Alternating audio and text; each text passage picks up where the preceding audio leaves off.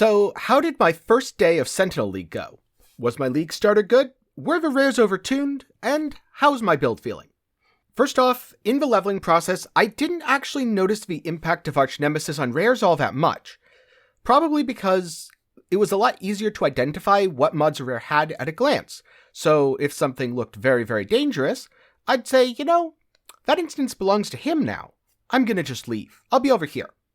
Where I did notice the difficulty increase was, in particular, on magic packs, especially at low levels.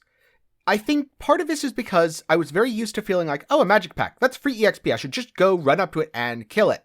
That's not a very good idea anymore.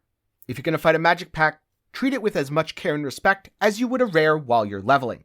It's going to be very dangerous, and if several of them hit you, you're probably just dead. I also noticed that there was a lot more pressure to get elemental resistances at an earlier level. You were punished far more easily for slacking on your resists, or for not running Purity of Elements. So if you can fit those into your league starter, they're definitely a big plus. In terms of my build, I'm playing a Corrupting Fever Gladiator, which while I was leveling, was more of a Spectral Helix applying Corrupting Fever Gladiator. And overall, this felt really, really, really good. I can't really overstate how good this felt, even just using random weapons that were pretty much floor trash. I only have two small regrets. The first of which is, I didn't actually take any bleed nodes or Crimson Dance.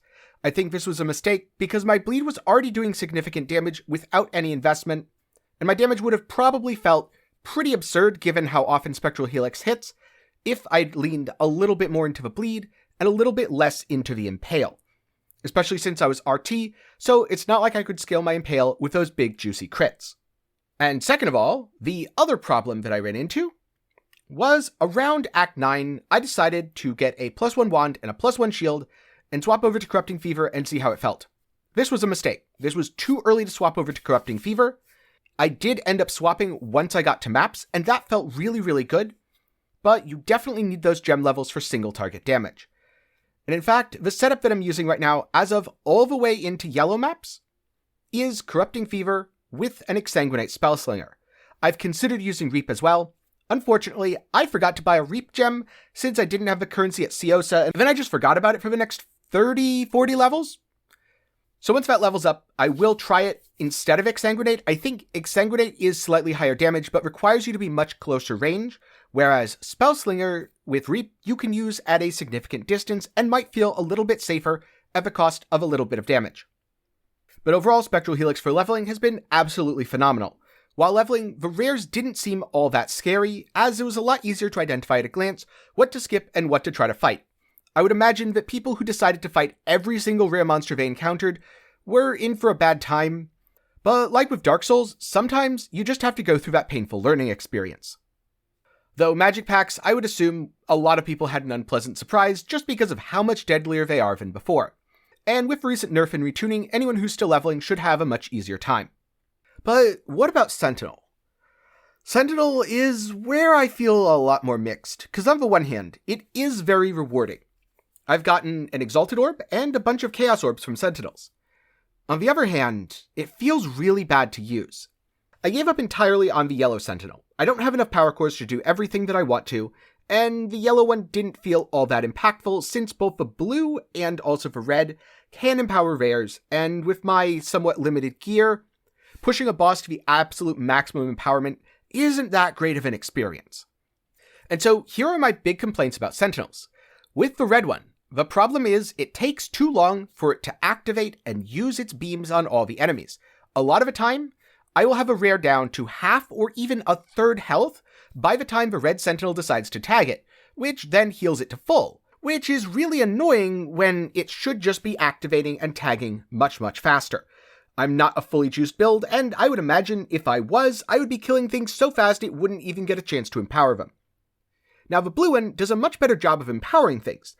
However, because of how it works, and because it's kind of a centralized instant burst, what you want to do is run into the middle of all the now incredibly dangerous enemies, stand still, activate a sentinel, let it empower stuff, and then kill everything.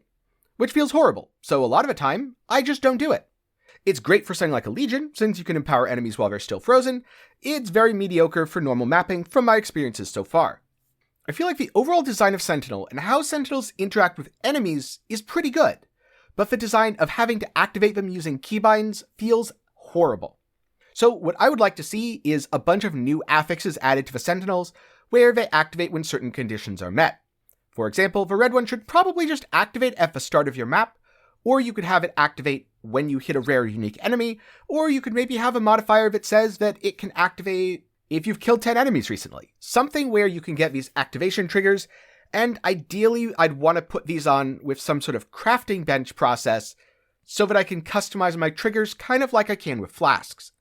For the blue one, it should just be when there's enemies within a radius, and for the yellow one, I don't really know. I'll probably experiment with it later when I can put points into its tree, but without investment into its tree, it feels kinda garbage.